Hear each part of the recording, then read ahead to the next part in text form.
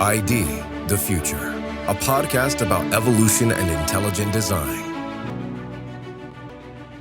Greetings, I'm Tom Gilson.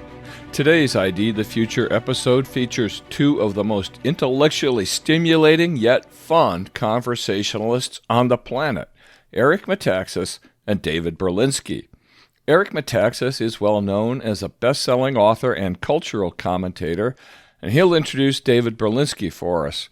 This is the first of two episodes we're bringing you from one of Eric Metaxas' Socrates in the City events in New York City.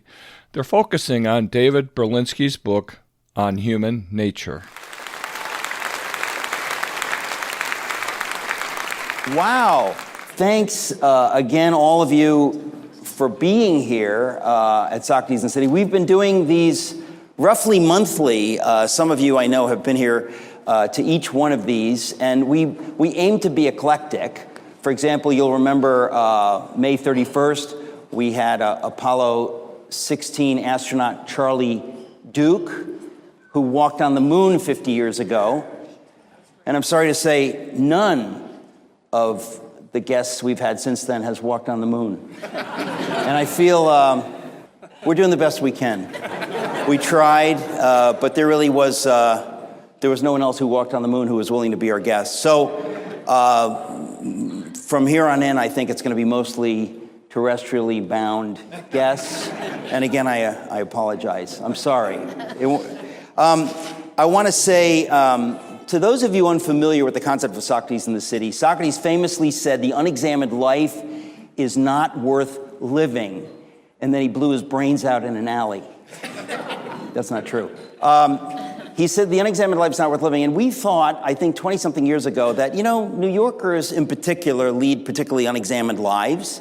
We're kind of going after the brass ring. And it would be nice if we could have a forum where we could have conversations where people talked about the big questions, the big questions, whether God exists, whether there's such a thing as human nature, whether science is compatible with faith, whether we can know anything, things like that. First of all, I want to thank the Discovery Institute for helping make this possible, and I want to thank in particular Mr. David Thayer, who is now going to rise and sing the national anthem. David, are you?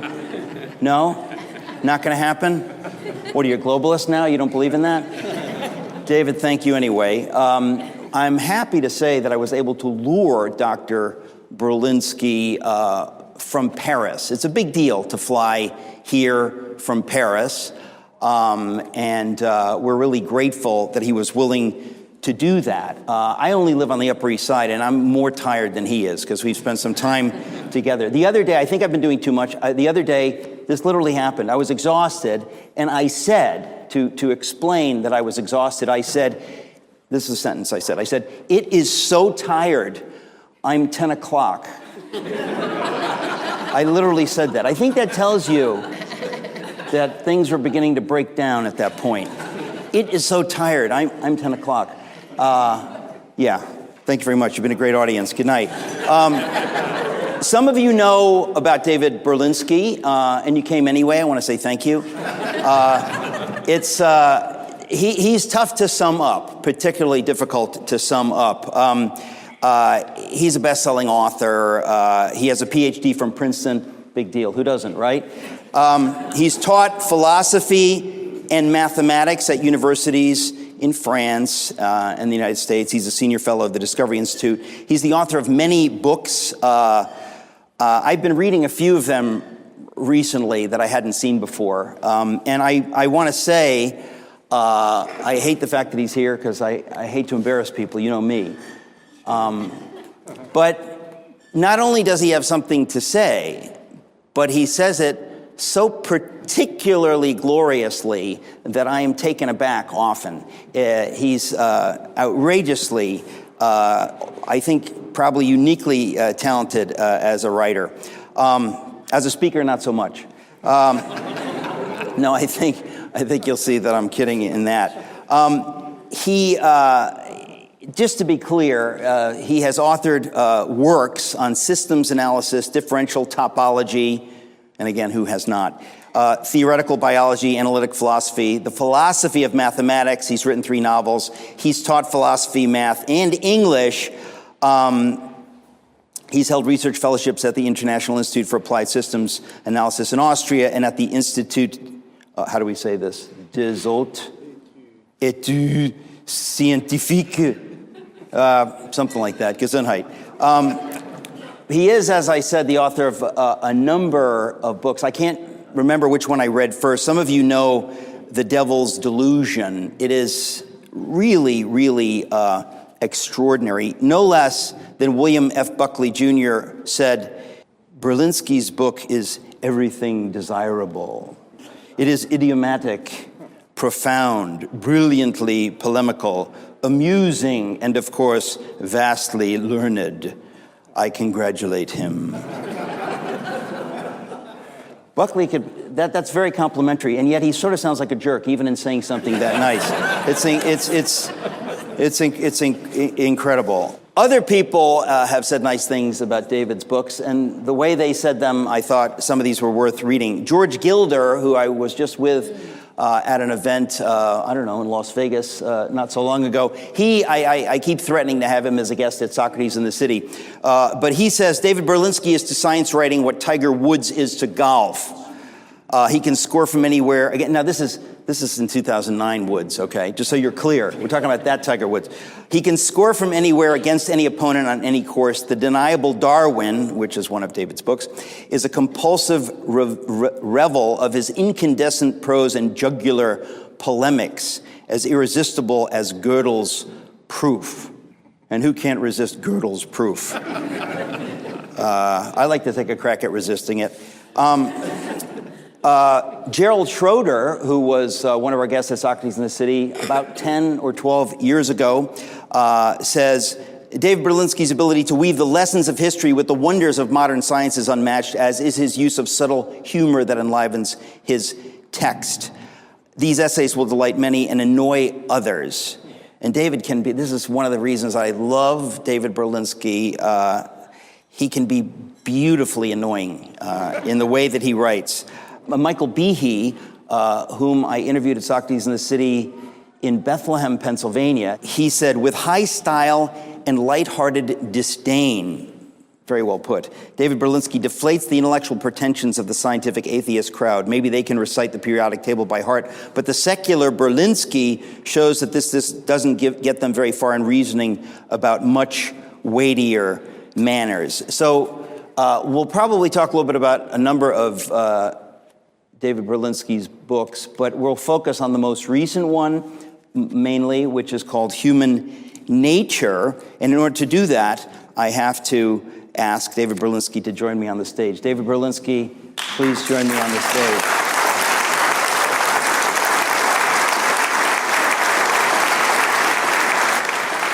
Well, hello there. How you doing? I've been better. How are you? Better as well. Yeah. I really do mean it. It just means so much to me that you were willing to drag yourself across an ocean to be here. Thank you very, very much. You're very I didn't say welcome. this just now, but tomorrow you will be at our studio to do my radio/TV program. It'll be way better than this, but whatever we don't talk about tonight, we can talk about then. Socrates, of course, asks questions, and I always want to frame things with a question, roughly speaking. So the title of your book is Human Nature, and I did speak with you. You were in Paris. We did a Skype interview in my program, but I'm fascinated by your view. So I want to frame the larger conversation with the question, what is human nature, or whether there is such a thing as human nature? But before we go there, let me ask you, in writing the book, which is a series of related essays, how did you frame the book? Did you originally think you wanted to write a series of essays that would fall under the rubric of human nature somehow? No, I don't think so. All of my books have been framed by the simple imperative of finding out just who I happen to hate at that particular time. And it's a target-rich environment, as one says in the military, especially talking about human nature, since so many people deny its existence. Well, what you just said, so many people deny its existence, that wasn't really clear to me until I was reading your book and talking to you about your book. I wouldn't have thought of it that way. No, most people ordinarily wouldn't think of it that way. So in what sense are people denying the concept of human nature? Maybe, well, go ahead. Well, you take a look at the anthropologists, or you take a look at the biologists. Take a look at Stephen Jay Gould, for example. He's writing about human beings, and he says it's just an ancient prejudice that we are different in kind rather than degree from the rest of the animal kingdom. Well, it's an ancient prejudice for a good reason. It happens to be true. Human beings are different in kind. He obviously was a Darwinian evolutionist. Sort of. I mean, he had many reservations. I know, about punctuated equilibrium and all that garbage. But the point is that one of the points you make, I think in a couple of your books, is that if you believe in Darwinian evolution, in effect, you wipe out the concept of human nature because everything's attenuated and everything is gradations. So talk a little bit about that because I find that fascinating. I think that's a crucial point, and it's seeped into the larger culture in many different ways. It's not a simple story by any means, but the Darwinian point of view is that you have at the very beginning some sort of unadulterated blob of living structure. And by successive modifications, which inevitably are very small because large modifications will destroy the organism, you create a burgeoning network of different species. That's the Darwinian idea, a reticulation of a primordial blob from which most of us are all descended. The idea fits very ill with facts on the ground. Facts on the ground, for example, is that no matter the extent to which we feel a warm sense of sympathy in looking at a chimpanzee, the chimpanzee is inevitably behind the bars of the cage and we're in front. And that's a very conspicuous difference. It's not only who is telling whom what to do, it's also a fact about any number of different properties of the human organism. We're the only species that has language. We're the only species that does mathematics, art, literature, science, music. We're the only species to organize ourselves successfully in any kind of gathering larger than the herd or the tribe. These are all very fundamental characteristics. So Darwinian evolution, by definition, wipes out the concept of human nature because it says there's no such thing as a distinct species. Everything's attenuated. Do they deal with that? I just find it so fascinating. When I read it in your book, and it struck me that by definition, there can be no such thing as clear human nature. If you believe we evolved out of the primordial soup through natural selection, whatever, it just makes everything a muddle. I'm not going to argue that there's anything like a proof of it. It's a current of sentiment, a current of sympathy. And Darwin himself recognized that in one of the notable passages in his book. He says, he sort of scratches his head, and what are the real consequences of my theory, such that it is? And he says to himself, well, and all of a sudden he comes to the conclusion, there is no such thing as a species. Species is an elaboration. It may be a bookkeeping artifact, but it has no fundamental reality in the biological world.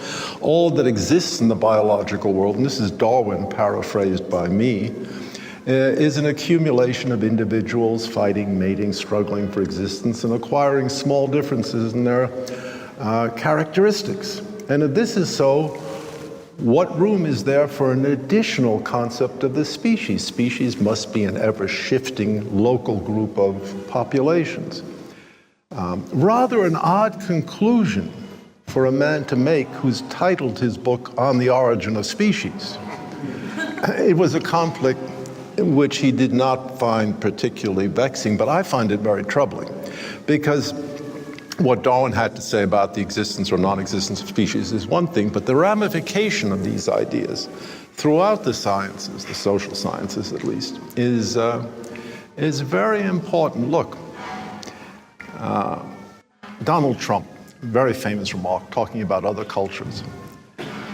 Absolutely infuriating series of remarks. And he says about other cultures, why should we have rotten cultures coming into the United States? He made a firm judgment. Some cultures are good, some cultures are bad. Now, I'm not endorsing what Trump said, but it was a very honest expression of opinion, which I suspect in one way or another we all share.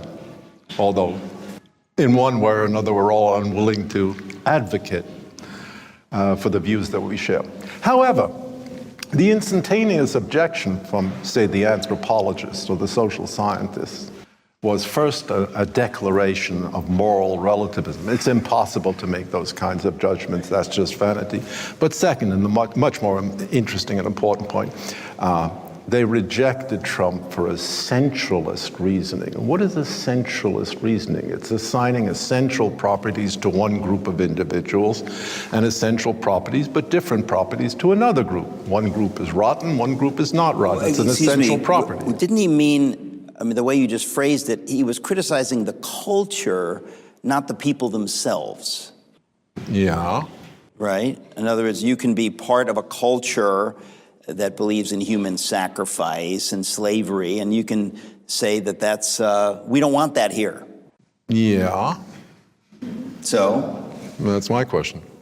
I don't see the consequence that's said to follow. In other words, one would be racist or racialist in the comment, and the other one is criticizing a culture. The idea, the objurgation, as it was advocated by anthropologists, is that Trump and everybody who thinks like Trump is committing an intellectual error in claiming certain cultures or groups of individuals or societies have certain essential characteristics. I mean, after all, had Trump said, certain people have not appreciated the grandeur of the English common law yet, and therefore they should be rejected from immigration status, but should they master the intricacies of, say, Braxton in the 13th century, they would be welcome. That would be one argument. I would be very sympathetic to that argument, as you would, of course, be sympathetic as well. But that's not what he was saying. He's saying these people are rotten. That's very different. Or these cultures are rotten. Well, I mean, I think the distinction between whether he said the people were rotten and the cultures were rotten is important. But I don't know that we want to go down that. I don't know. A culture is just a group of people who behave in a certain way. Well, but it's not intrinsic to the people. But that's the objection. It's not the objection from the anthropologist, the social scientist. He's making an essentialist argument. He is saying, yes, it is intrinsic. It's a necessary feature of these cultures. And that's what they found objectionable. But that goes right into Darwin. Is there such a thing as human nature? If there is such a thing as human nature, it can be parsed into different human cultures. And if there is such a thing as human nature, is it necessary, inflexible, irrefrangible? Is it part of destiny? That's a very important question when you ask whether men can become women, isn't it? It's not a question I ask. You should. No, I think that's been settled. I'm fascinated that people ask the question. We've settled it in our own mind, but it hasn't been settled in the medical literature. It hasn't been settled in the literature of psychology, anthropology, social studies. It's wide open, and it trades on these very subtle distinctions. But go ahead. No, it gets to the heart of your book, the concept of human nature, whether there is such a thing and what it is and what does it mean. And yes, when someone blithely asserts that men can become women or women become men, it goes immediately to this question. Of course it does. What is a man? What is a woman? And when did we suddenly decide that there was much question about this? Well, I think the question was latent for a long time. There's been a struggle in philosophy and in mathematical logic for a very long time about modal logic, that is, logic of necessity and possibility. Now, clearly, some things are absolutely necessary. We don't have to argue. Eric Metaxas equals Eric Metaxas is true everywhere you look. There's no argument about that. But some things, it's very difficult to assign the proper scope for necessity or possibility. We talked about men becoming women, women becoming men. What about human beings becoming reptiles? Is that just not likely, or is it impossible? Which one? Where does intuition direct you? Suppose you had someone say, the only thing separating me from life as a reptile is the acquisition of a suitable backplating if I want to become a turtle, or whatever reptiles have by way of circulatory systems. These are certainly navigable acquisitions. I could acquire a reptilian armamentarium if I wished. Is that the only thing making it very difficult for you to become I'm posing this as an open question. Is there just a little bit standing between you and the reptiles? This is, I remember when you last spoke at Socrates in the City, you talked about, you were talking about evolution, and you were making clear what most of us really aren't aware of is how unbelievably complex it would be, for example, for a whale to become a cow, or a cow to become a whale. In other words, if you don't know anything about what makes up a cow and what makes up a whale and what would be necessary for one to evolve into the other, you could say, well, I can see that happening. But if you begin to look into it, as you made clear then, it becomes preposterous. So when you talk about becoming a lizard, obviously it has to do with infinitely more complex things than some armor plating. Well, that's true. But is it only that it's real tough for we men to become reptiles? Or is it that there's something more fundamental? It's not just that it's real tough. Well, tough to the point of impossible. I mean, remember Kafka's story, The Metamorphosis. One day, Gregor Samsa, I think I remember the name correctly, wakes up and discovers he's been transformed into a gigantic cockroach. It's a wonderful story. A wonderful story. There's absolutely nothing humorous in the story. Once you accept the first sentence of Kafka's prose, everything follows logically. And the family accepts him initially as a cockroach, and he discovers that he has cockroach tastes as well. And there are unbelievably poignant scenes within the story.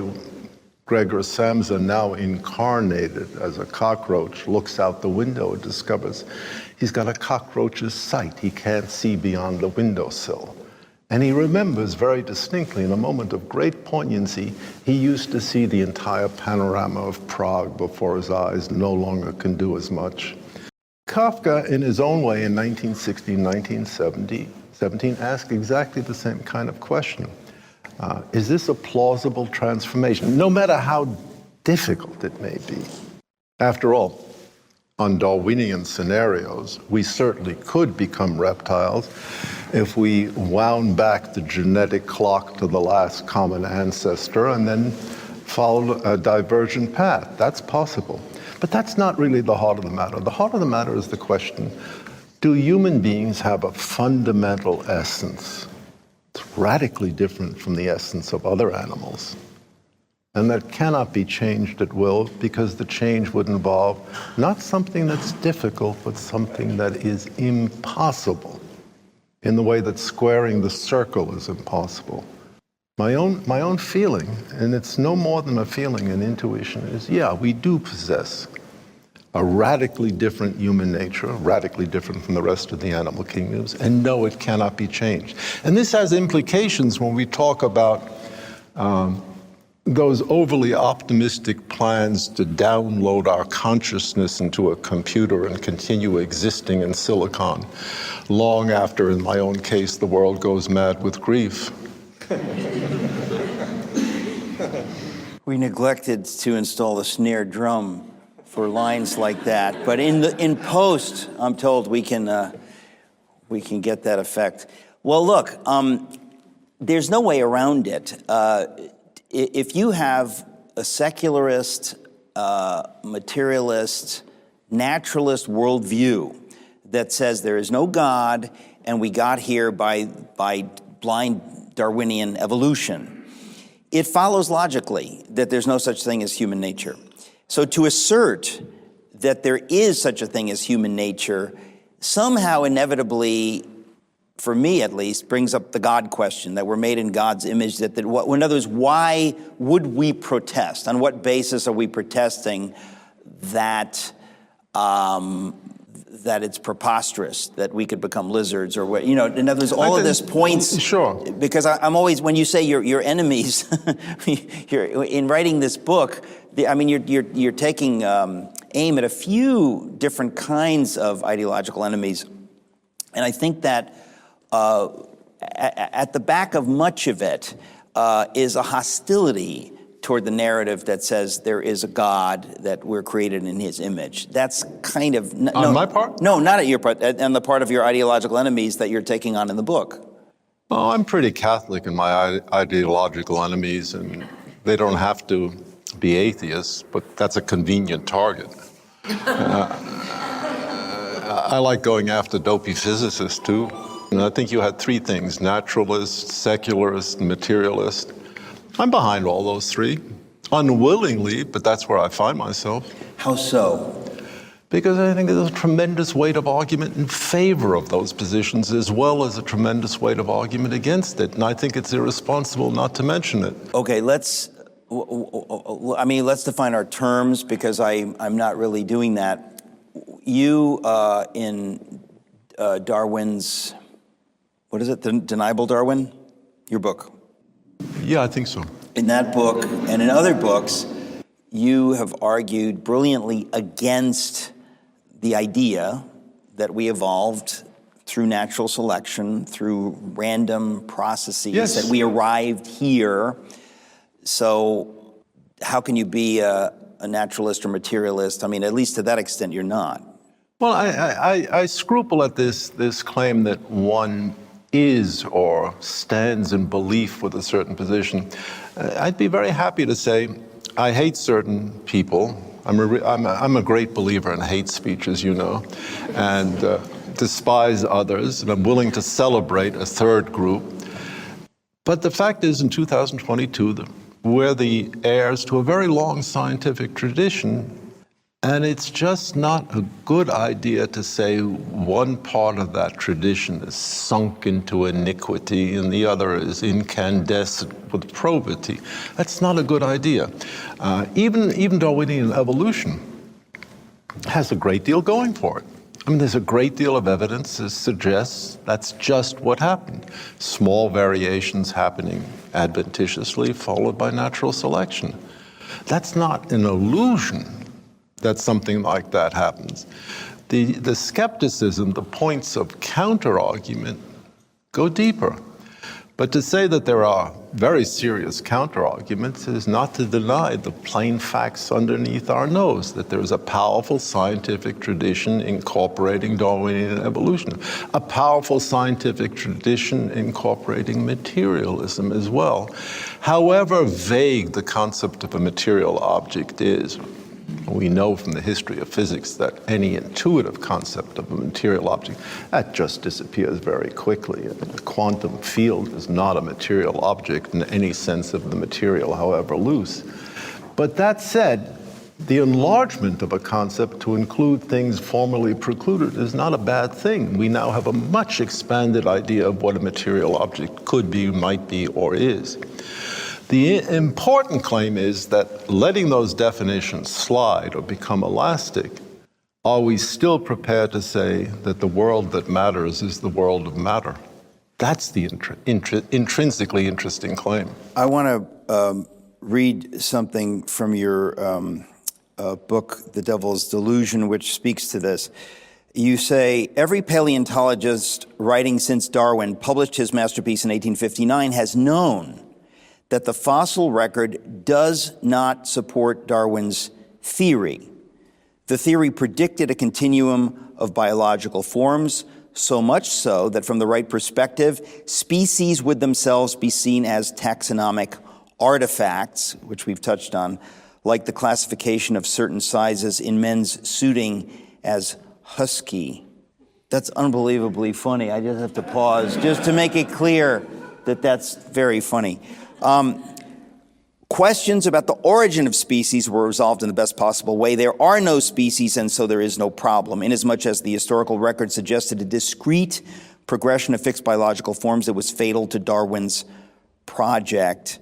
So I understand that there's this tradition, but you've stood pretty clearly against it. So I'm a little bit confused at what are you, I don't think any, in other words, I think it is scientific. It's particularly scientific to reject Darwinism at this point, because we now can know, based on the absence of the fossil evidence that they were expecting, that it makes sense. But that doesn't make somebody anti-enlightenment or anti-science. No, far from it. But look, it's certainly true that no paleontologist will tell you that the fossil record is anything like the record that Darwin predicted. But it doesn't mean there's no fossil record. And a very important, pregnant fossil record. We have a vast store of information about transition between different body forms, for example. It simply can't be ignored. The question is, what theory adequately explains it? That's a very different theory. My view is that Darwin doesn't contribute a whole lot of enlightenment, but some. And generally speaking, we could all appreciate a little light from time to time.